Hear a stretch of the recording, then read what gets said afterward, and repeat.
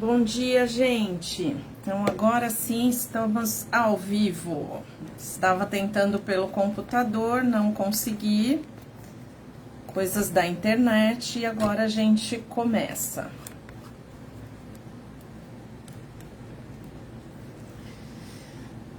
Bom dia a todos.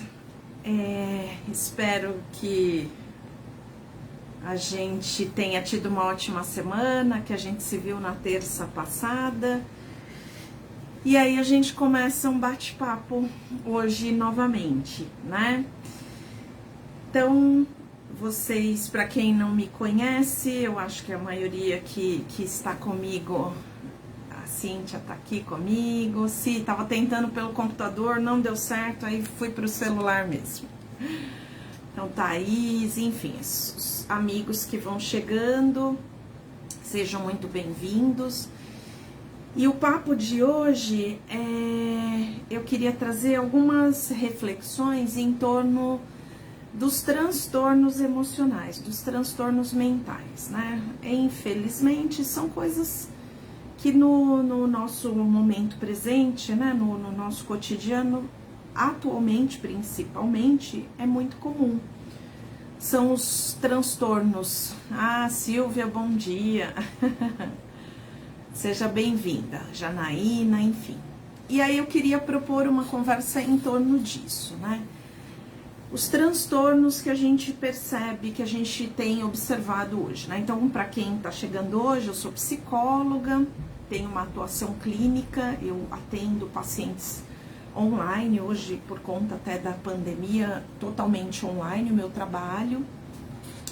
E até uma peculiaridade interessante, eu atendo pessoas no Brasil inteiro, no mundo inteiro. Eu tenho pacientes em Portugal, tenho pacientes na Austrália, tenho pacientes na Califórnia, Foz do Iguaçu, Rio de Janeiro, Minas Gerais, enfim, Brasil e mundo, né? Eu acho que isso foi uma grande quebra de paradigmas, né? Dentro da psicologia, por exemplo, que é o nosso atendimento, agora não tem fronteiras, né? O meu trabalho, ele pode ir para qualquer lugar. E o resultado é absolutamente maravilhoso, enfim, as pessoas têm conseguem se desenvolver, tem um resultado muito bom. Então, que era até então um paradigma, né? Então, esse é o meu trabalho. E aí, baseada na minha experiência, eu queria falar hoje sobre alguns transtornos, né? E aí, como sempre, eu queria ajuda e participação de todos vocês pra gente construir essa conversa juntos, né?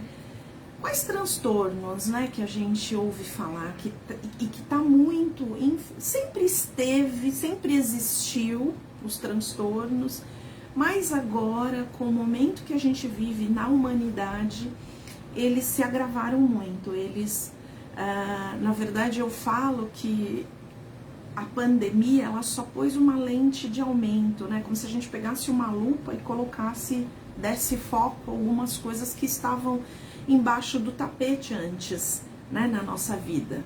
Coisas que sempre existiram com a gente, porém, a gente não dava muito ouvidos, não olhava muito para isso, colocava embaixo do tapete mesmo, passava um paninho, fingia que não existia. Por conta de uma rotina diferente, né, que a gente tinha, coisas que tomavam muito mais o nosso tempo, enfim. Antes a gente se deslocava, né, então a gente ficava no trânsito, a gente tinha vários afazeres, várias atividades, e hoje tudo isso mudou.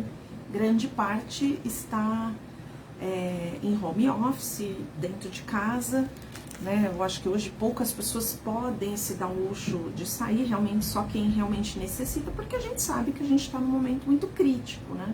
Principalmente falando no Brasil, por conta da nossa crise política, inclusive, que agrava muito mais a nossa situação enquanto saúde pública e tudo mais, que também não vamos entrar nesse mérito, porém isso tudo traz muito mais prejuízos emocionais, físicos, em todas as instâncias para nós.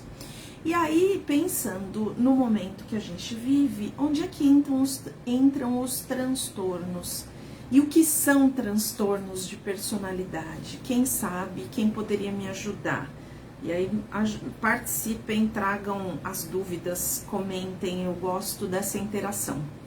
Para não ficar só uma aulinha, né? Pra gente conseguir fazer um bate-papo mesmo. Então, para puxar o assunto, olha só, eu queria falar de algumas que inclusive eu trato. São síndromes, são transtornos, na verdade, que são objeto do meu trabalho mesmo dentro da clínica, com os meus pacientes. Então, um dos que lideram o ranking é a ansiedade, então é um transtorno de ansiedade. Aí temos a depressão, que inclusive existe um ranking no Brasil, uma pesquisa recente, que diz que o Brasil hoje lidera mundialmente o número de transtorno de ansiedade, que é o TAG, transtorno de ansiedade generalizada. O Brasil ele é líder mundial no planeta. O país que mais tem ansiosos é o Brasil. E em segundo lugar é a depressão também. E aí no mundo, tá, gente? Isso não é um privilégio. Talvez a gente lidera o ranking mundial. Esse é um destaque do Brasil. Mas isso não é privilégio nosso. O mundo inteiro, as pessoas elas são muito acometidas por por esses transtornos. A ansiedade e a depressão vêm em segundo lugar. Antigamente até, isso lidera em todos os aspectos, no mundo do trabalho, né? Porque a gente pode falar, puxa, mas e nas empresas? Também.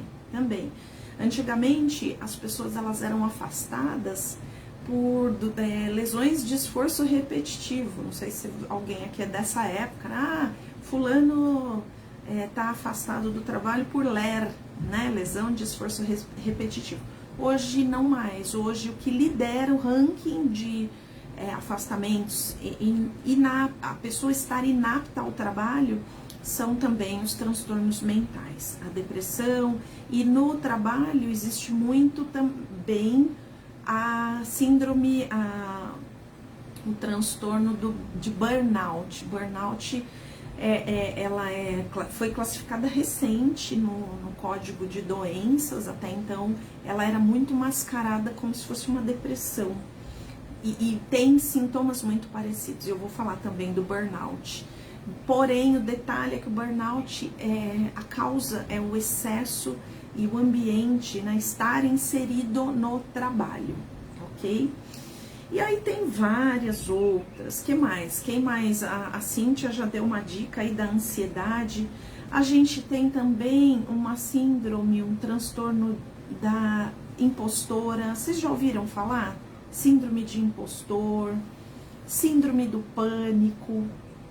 São vários os transtornos e que eles têm vindo com muito mais força neste momento, porque de novo a gente está colocando uma lupa, né, olhando com mais detalhes sobre tudo isso. Ótimo, a lembrança, Michele, o toque, o transtorno obsessivo compulsivo, a hiperatividade e assim vai. Junto com isso tem as compulsões, junto com esses transtornos também vem as compulsões, né?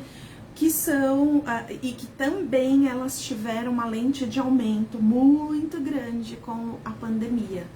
Quem chuta aí uma compulsão, que por exemplo, compulsão é vício, é algo que eu não controlo em mim. Eu tenho uma necessidade exacerbada e eu não consigo dizer não para aquilo. E aquilo me toma de uma forma que, inclusive, eu não consigo deixar de fazer. É um vício. Então, uma compulsão, por exemplo, é o jogo. Eu tenho até uma paciente que ela é compulsiva para jogo. E aí tem o álcool, a compulsão para as substâncias também, álcool, outras drogas, e assim vai. O cardápio ele é muito, muito amplo, né, gente? E aí, o que eu queria falar com vocês o quanto isso sempre existiu, mas o quanto isso está exacerbado e grande no nosso momento presente. E aí a minha pergunta também é, será que dá pra gente continuar fingindo que tá tudo bem? Que é só uma fase? Que assim que passar a pandemia, nossa vida volta ao normal? Será? E de novo, quem me ouve aqui sabe que toda semana eu trago a provocação de não tem jeito. É a minha autorresponsabilidade de olhar para a minha vida e entender o que está acontecendo. Então, eu queria agora falar sobre os sintomas desses transtornos para a gente se reconhecer um pouco. Ou alguém que a gente convive, alguém que está próximo de nós e que eu olho e falo, puxa vida, essa pessoa tem um transtorno emocional, ela tem um transtorno mental de ordem psíquica e a gente acha que tá tudo bem. E aí também, além dos sintomas, falar, obviamente, dos tratamentos, ou seja, é possível que a gente se trate, a gente não precisa necessariamente conviver com isso. Todos os sintomas e os transtornos, eles, dependendo do nível, do momento e do nível mesmo, da escala, da gravidade deste transtorno, a gente precisa ou não entrar com medicação. Então isso é muito importante. Ah, porque a Fábia é psicóloga, ela só vai falar da psicoterapia, ela vai defender somente os psicólogos. Não, pelo contrário. Eu, como psicóloga, eu trabalho muito em parceria com os psiquiatras. O que não dá pra gente achar é que é só um ou só outro. Isso é muito importante a gente pensar. Não dá pra eu tratar, às vezes, dependendo da gravidade, do nível da gravidade mesmo, do transtorno, de eu querer só tratar com a psicoterapia ou só tratar, dependendo do nível, do momento e da gravidade, só com remédios, com o psiquiatra. Aí uma outra... Vocês sabem a diferença entre psiquiatra e psicólogo? Porque é outra grande dúvida que eu percebo. O psiquiatra é um médico. O psiquiatra, ele faz medicina, ele cursa lá os 5, 6 anos básicos da medicina e depois ele se especializa. Ele poderia se especializar na cardiologia, na neurologia, ele vai lá e se especializa na psiquiatria, que é o estudo deste psiquismo, principalmente do sistema nervoso central, que é o cérebro e todo o seu funcionamento. Então ele é um médico apto a prescrever medicação para tratar tudo que tem a ver com o nosso sistema nervoso central. Esse é o psiquiatra, é o médico. Psicólogo, ele estuda minimamente 5 anos na graduação, né, para tratar o psiquismo. A gente estuda muito, inclusive tem 1 ano, 2 anos de anatomia, fisiologia, a gente estuda muito o aparelho psíquico, cérebro, toda a estrutura, porém nós estudamos o que rege essa máquina chamada cérebro, que é o nosso psiquismo, como funciona e todas as abordagens dentro da psicologia que você pode escolher para trabalhar com o paciente. Mas o psicólogo, ele não pode prescrever medicamento, tá? Então, se alguém conhece algum psicólogo que está prescrevendo remédio, seja de qualquer ordem, está errado. Tem que falar para o Conselho Regional de Psicologia, tem que denunciar, está errado. O psicólogo não prescreve remédio. O que ele faz é trabalhar junto com este psiquiatra. E em conjunto, o psiquiatra e o psicólogo ver o que para o paciente seria ideal. E por que não dá para ser um ou outro? O ideal são os dois. Dependendo da gravidade e do grau do transtorno, é fundamental esta parceria. Por quê? O remédio que o psiquiatra ele vai prescrever, ele tira o paciente muitas vezes. Então, se você fala de um paciente numa fase aguda, numa fase mais crítica, de crises, vamos falar de uma depressão, por exemplo, já começando a falar da das doenças. Então, se a gente fala de uma depressão, dependendo do grau, a pessoa às vezes não consegue sair da cama, ela não consegue tomar banho, ela não consegue escovar o dente. Tamanha é a deficiência bioquímica da falta daqueles componentes bioquímicos do corpo dela, ok? Então, neste caso, por exemplo, é fundamental que ela primeiro seja medicada, que o psiquiatra prescreva ali o medicamento para que ela consiga minimamente sair deste quadro agudo da doença, e aí uma vez estabelecido minimamente restabelecido esta autonomia psíquica, aí sim vem a terapia para complementar. Por quê, gente?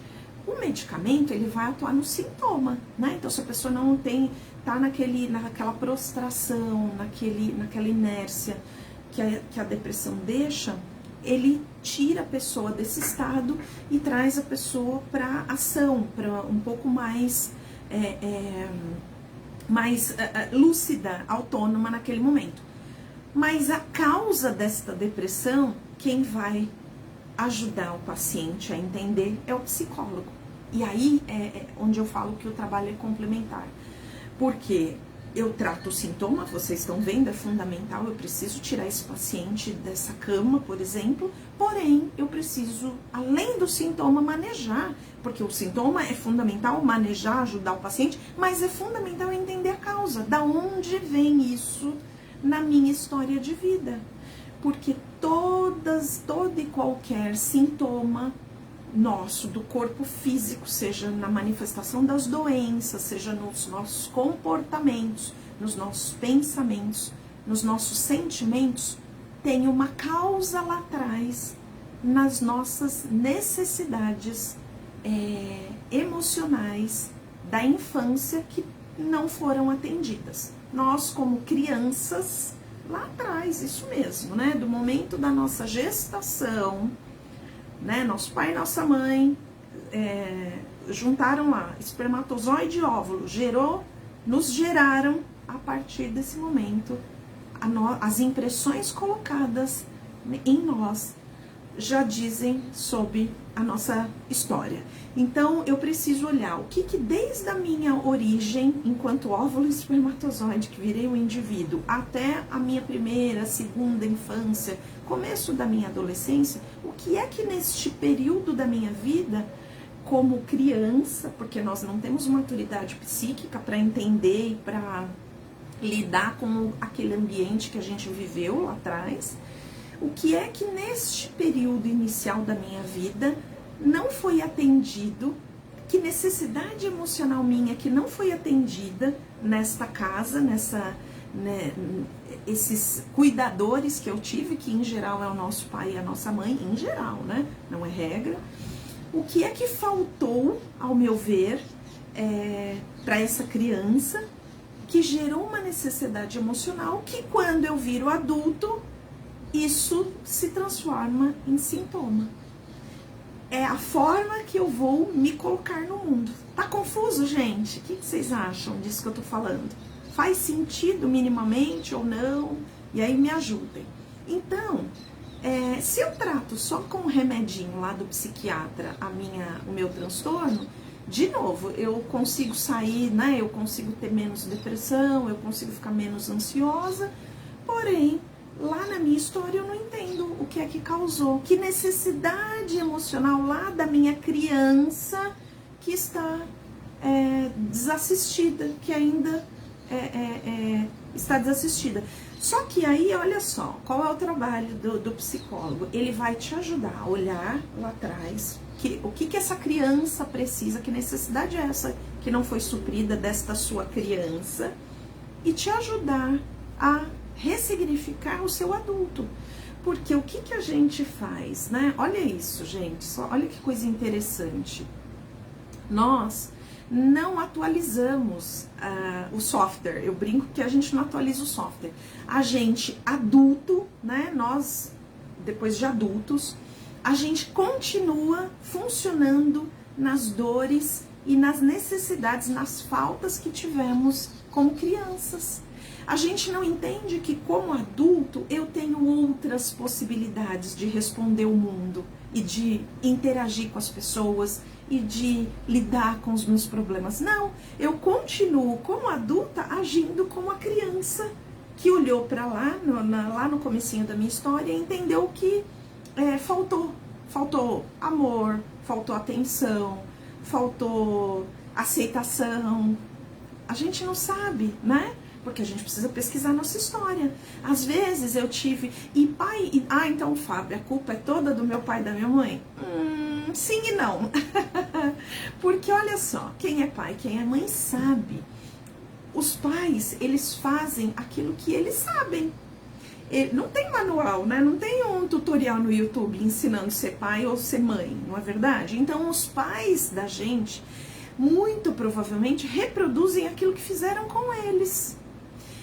E fazem, inclusive, por amor. Acham que estão fazendo aquilo para ajudar aquele filho, porque está criando bem aquele filho, não é? Quem é pai e mãe é que sabe.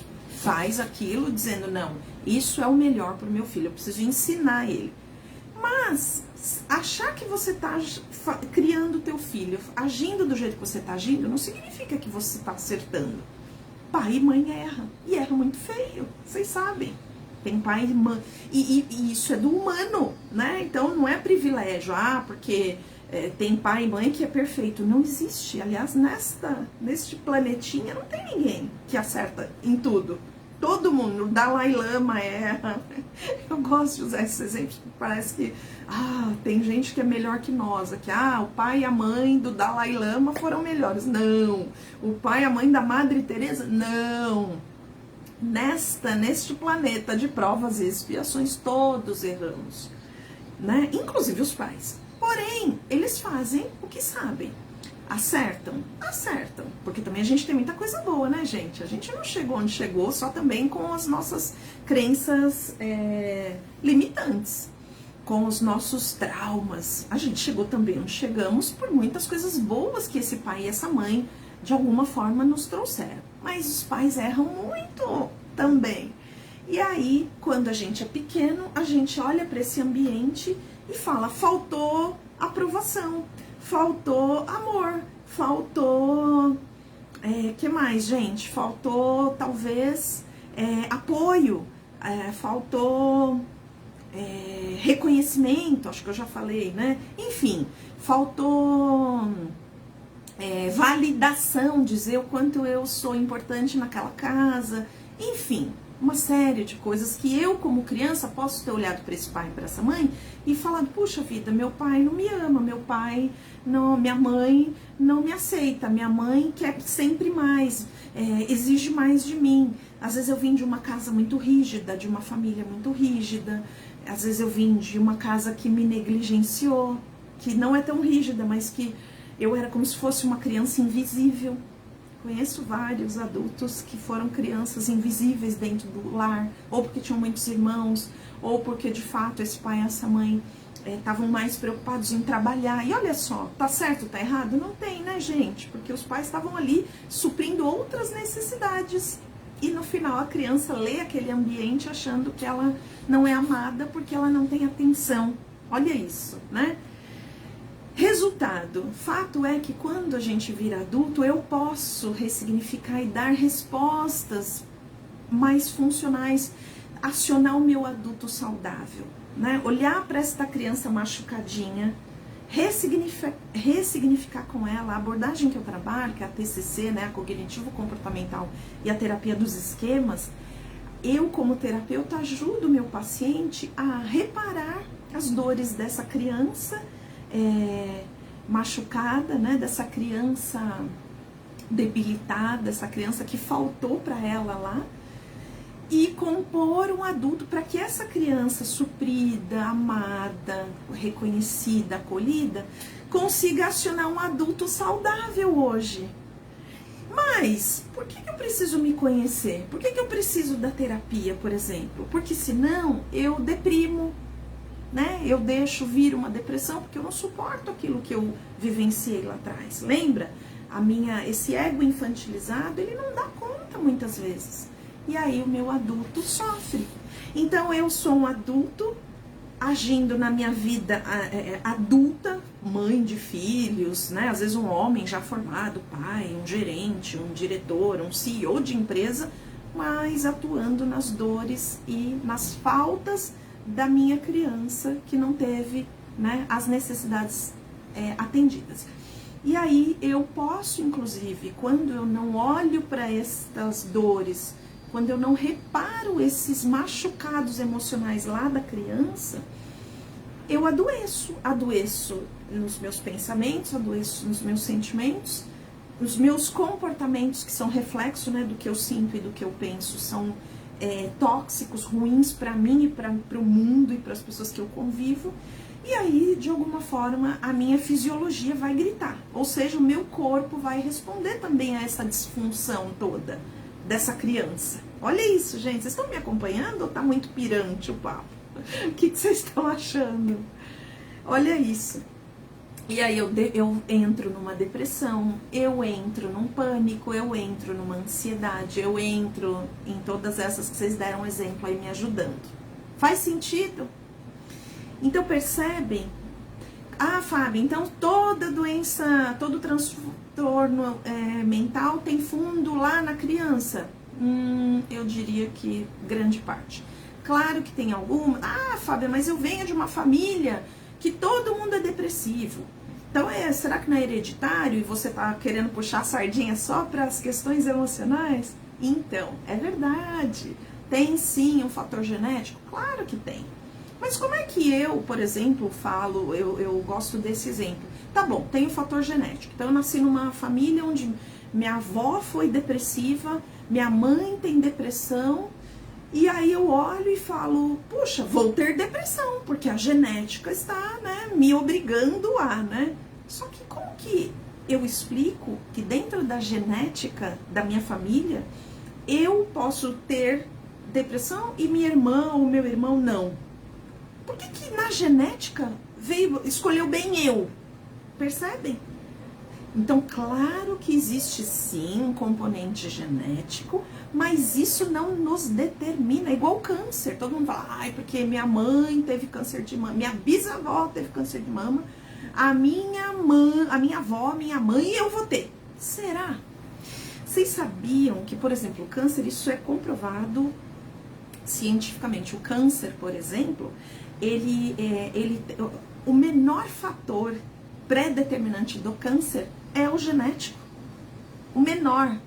Os principais fatores que determinam o câncer são os ambientais e os emocionais, que tem muito a ver. De novo, dentro de uma família de, sei lá, 2, 3, 5 irmãos, por que eu vou ter câncer e não meu irmão?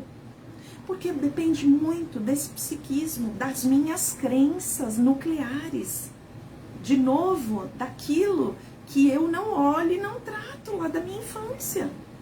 Porque, e aí olhando também, eu gosto muito da terapia sistêmica. Se a gente olha para essa abordagem sistêmica, existe uma ancestralidade. Se a gente fala de Jung, né, um outro teórico dissidente aí do Freud, o Jung fala do inconsciente coletivo.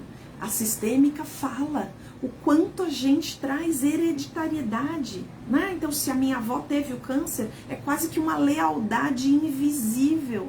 É como se inconscientemente eu digo para mim, para as minhas células, também preciso ter câncer, porque eu preciso ser leal a essa família.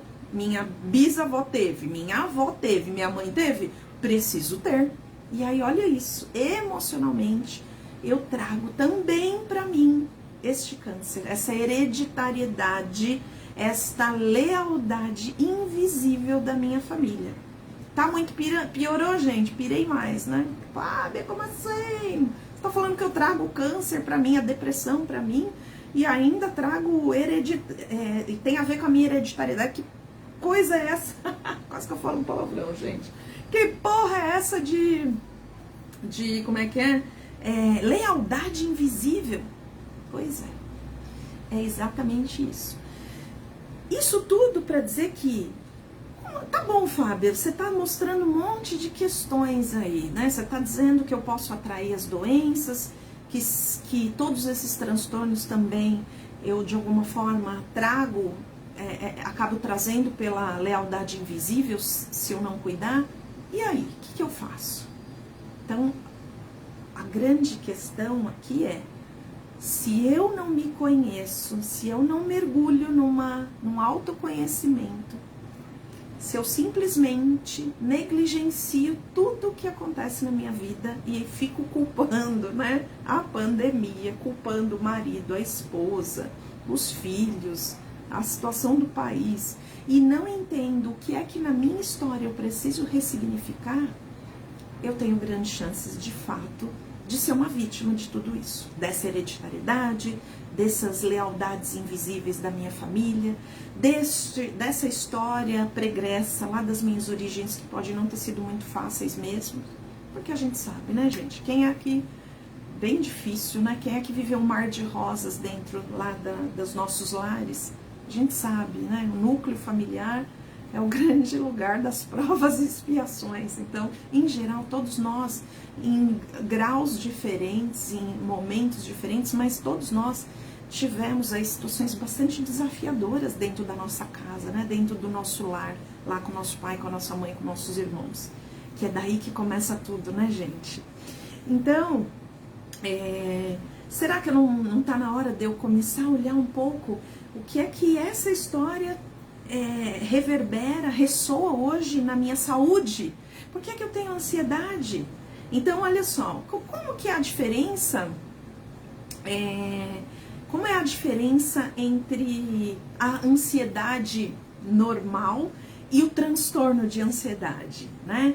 A ansiedade, vamos dizer, a normal, é aquela que é adaptativa, ela até nos protege, ela faz a gente se planejar, percebem? Porque se eu fico, por exemplo, eu tenho uma prova amanhã na faculdade, e se eu tô um pouco ansiosa com essa prova, isso me faz o quê? Me faz estudar, me faz minimamente rever a matéria, me faz minimamente ter uma noite de sono boa para eu fazer essa prova no dia seguinte bem, né? Faz sentido? Essa é a ansiedade boa, vamos dizer assim. Aquela que eu sei que eu tenho algum compromisso na minha vida e eu minimamente me preparo. Esta está ok, nós termos essa ansiedade. Agora, qual é a ansiedade patológica? A ansiedade do transtorno. Quem pode me dar exemplos aí, gente? Quem me ajuda? Vamos lá, tem comentários aqui? Olha, a Regiane tá pedindo oração. E assim vai, que mais? Essa ansiedade patológica é aquela que me paralisa, é aquela que eu não consigo mais fazer quase nada, ou então eu faço e não me concentro, a minha cabeça é um verdadeiro turbilhão, é um verdadeiro rolo compressor, sabe? Os pensamentos vêm como uma avalanche. Esta é a ansiedade patológica. Esta não você precisa parar para olhar. Ah, Fábia, mas é por conta da pandemia. Então, será mesmo? Claro, de novo, abri falando que a pandemia ela só colocou uma lente de aumento naquilo que já existia, gente. Será que a gente já não tinha essa forma de viver, de lidar com a vida? E a pandemia ela só agravou mais, e realmente, porque traz aí questões muito reais, né? De como vai ser a minha vida, como vai ser meu trabalho, né? Eu paro de ter controle de quase tudo. A pandemia, a gente está à mercê disso tudo que está acontecendo. Porém, se eu percebo essa avalanche de pensamentos automáticos, e não são pensamentos bons, né? Então, isso é um outro indício da ansiedade patológica. Não é Fábio, é uma avalanche de pensamentos de coisas boas. Ok. Só que não, né? Só que não.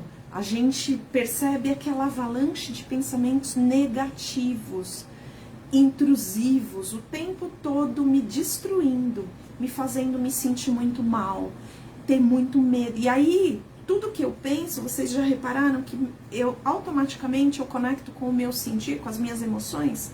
Automaticamente esses pensamentos ruins, ótimo exemplo, Aparecida, pensamentos ruins me levam inclusive a pensar a ter ideação suicida, a pensar em morte, porque são tão negativos e tão escuros, obscuros, parece que só existe uma possibilidade que me leva, inclusive, a coisas muito piores. Só que tudo que eu penso, eu sinto, né? Então eu penso o pior, vai ser ruim, eu não tenho controle, olha quantas mortes, de novo, né? Ainda para melhorar eu assisto o jornal noite e dia, só alimento, né? Lembra que a semana passada eu falei, né? Qual é a estação do rádio que eu sintonizo, né, gente? Porque lembra, as notícias, a negatividade tá aí. Não tô dizendo pra gente ficar desinformado, não é isso. Eu não sou desinformada, mas nem por isso eu vou ficar nutrindo a minha cabeça, os meus pensamentos de coisas ruins, porque a gente já sabe. Então, o que é que eu alimento e vou nutrir esses pensamentos, né? E aí, se eu coloco além de ter essa avalanche de pensamentos negativos, eu ainda coloco uma dose de notícia o dia inteiro, ou só falo com as pessoas sobre isso, só penso sobre isso, fico o dia inteiro, né, em pânico dentro da minha casa, é óbvio que o que eu vou sentir, né? Eu vou sentir medo, desespero, eu vou sentir desesperança absoluta, que nunca mais eu vou sair disso, e aí o meu corpo começa a adoecer. Percebem que é uma cascata? E aí vem a ansiedade que começa a me dar taquicardia, a ansiedade, né, que dispara meu coração, que me dá insônia, a ansiedade que faz eu ficar como se fosse uma louca pensando 24 horas em coisas horríveis. E aí eu começo a sair, inclusive, desse pensamento, começo a criar de fato isso na minha vida. Percebem? Então, gente, isso é muito sério. Né, a palpitação, o suor, eu começo a suar, dá ânsia. Eu tenho pacientes que chegam com tudo isso. Ai, Fábio, eu tô com formigamento no corpo, ânsia de vômito, eu não consigo mais parar. A minha cabeça é incessante. Eu queria muito desligar. Tem pacientes que falam pra mim assim, meu sonho era desligar, igual um botão da televisão, sabe? Eu queria desligar a minha cabeça, mas nem no sono ele consegue, porque tem insônia, dorme pouco, e aí a qualidade do sono é pior ainda. E aí, gente, de novo, dependendo do grau que eu já estou, eu vou até precisar realmente dos remedinhos para me ajudar. Mas se você tá aqui nessa conversa comigo e já percebe isso, a gente tem como reverter. Eu preciso me conhecer. Eu preciso começar a questionar esses pensamentos. Será que é tudo verdade isso que eu penso? Será que é 100% verdadeiro tudo isso que eu deixo a minha cabeça pensar? Vocês já pararam para observar que a gente não questiona os pensamentos? A gente, só porque eles vêm na minha mente, eu assumo como verdade. E será que é? Então a primeira lição de casa que eu quero comece a questionar os pensamentos. Será realmente que é tudo ruim? E aí, a outra pergunta que você tem que se fazer apesar de tudo que está acontecendo na minha vida, porque sim, a gente não está dizendo para você ir para o outro polo, né, Alice no País das Maravilhas. Ah, então tá tudo bem, eu vou entrar em negacionismo e fingir que tá tudo ótimo. É óbvio que não. Mas o que a gente precisa fazer apesar de dificuldades, apesar de uma pandemia, apesar de, sei lá, um casamento difícil, apesar de um trabalho difícil, né, uma vida profissional difícil, apesar de esses desafios na minha vida, o que é que eu posso escolher de positivo? O que é que eu posso fazer de bom pra mim? O que é que eu posso trocar? Porque, gente, é uma decisão. A gente não tá à mercê. É que a gente acostumou tanto a não questionar que a gente parece que tem que assumir esses pensamentos como nossos. Não. Não. Eu posso olhar para tudo isso e falar, apesar disso tudo que está acontecendo de dado de realidade, o que é que eu posso fazer para trazer coisas melhores para minha vida? Preciso procurar um psiquiatra? Preciso marcar uma consulta? Né? Porque o grau, o nível, a gravidade, eu sei que eu preciso agora de uma ajuda, uma intervenção médica. Eu preciso fazer uma psicoterapia para eu olhar as causas, porque eu sei que o meu passado foi muito difícil, sim. Embora a gente guarde muito no inconsciente, às vezes no consciente mesmo, a gente sabe que a gente teve uma história muito dura lá atrás. Ah, Fábio, mas quem não teve? E daí? Todos tivemos. Mas só por isso eu vou me conformar com essa vida mais ou menos? Com esse sofrimento de hoje? Com isso que eu me coloco, esses pensamentos me destruindo todo dia? Esse sentimento que eu provoco baseado nessa minha cabeça? Então, será que não é uma psicoterapia? Será que não é um exercício físico junto com tudo isso? Porque também, lembra, não é só um ou só outro. Ah, então ir pra academia? Nem dá, né, gente? Vamos combinar que nem dá mais pra gente ir pra academia. Mas, então eu não faço mais nada?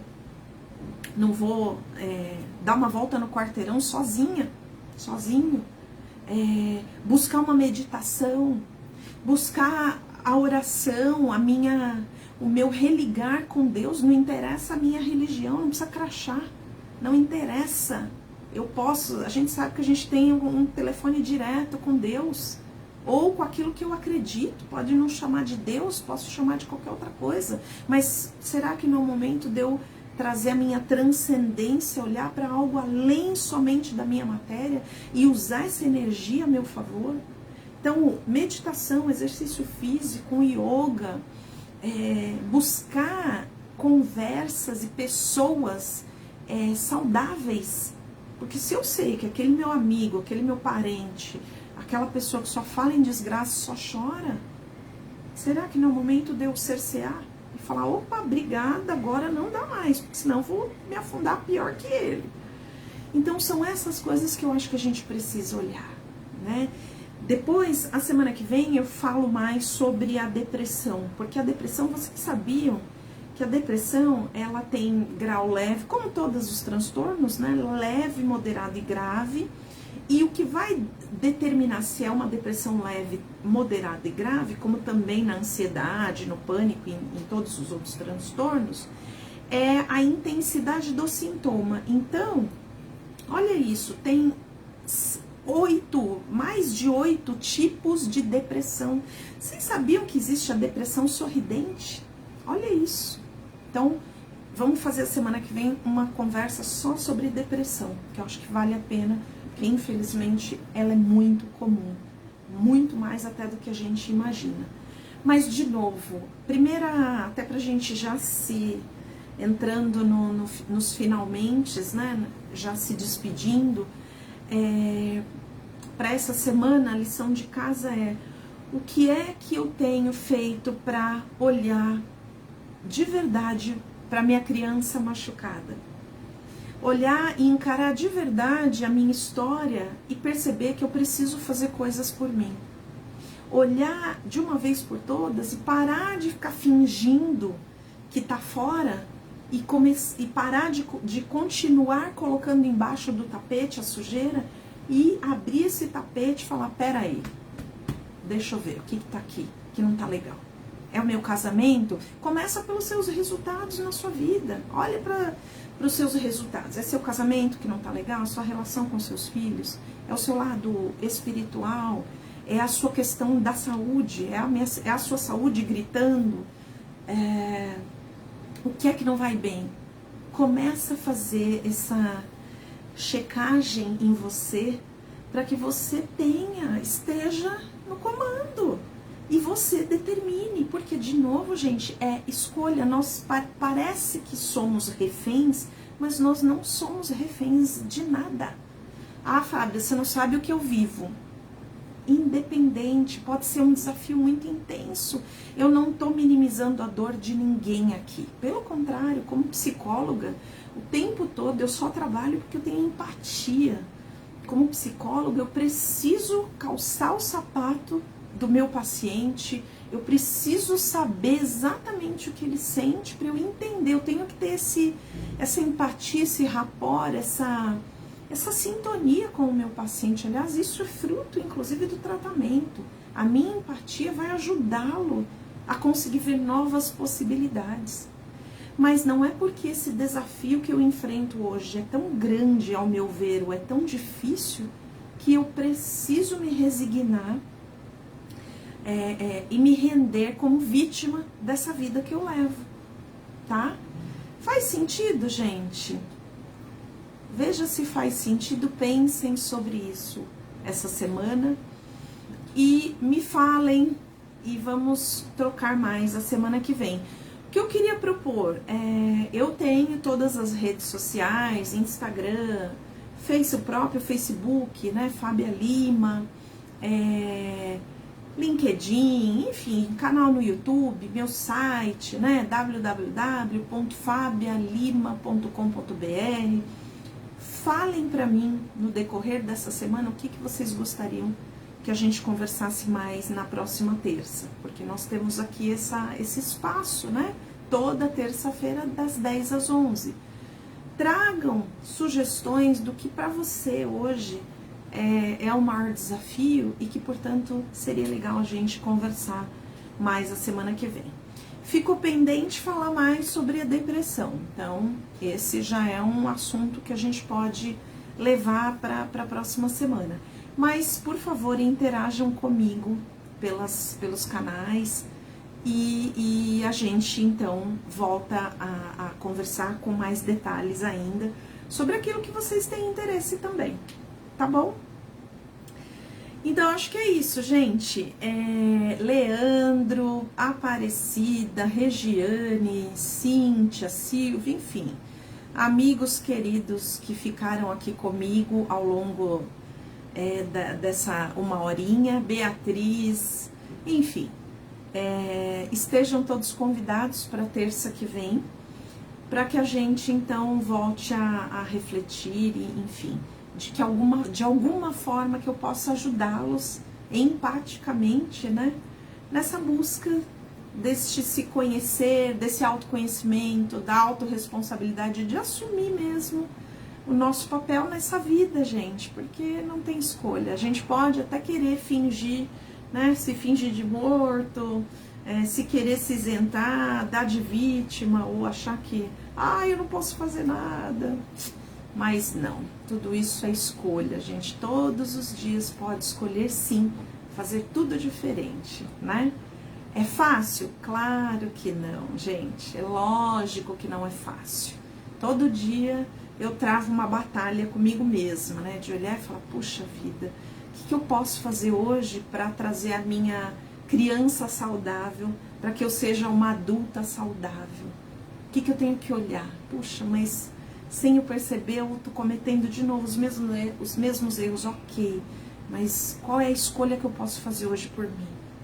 Para que eu seja melhor, para eu ser mais feliz, para eu ser saudável, para eu responder aos desafios do mundo de uma maneira mais funcional, para que eu possa olhar para os desafios que chegam todo dia na minha porta e consiga responder de uma maneira saudável que faça bem para mim, acima de tudo. Tá bom? Gente, é isso. Obrigada pela companhia, um beijo e até terça que vem, tá bom? Beijão, tchau, boa semana para todos nós, um beijo.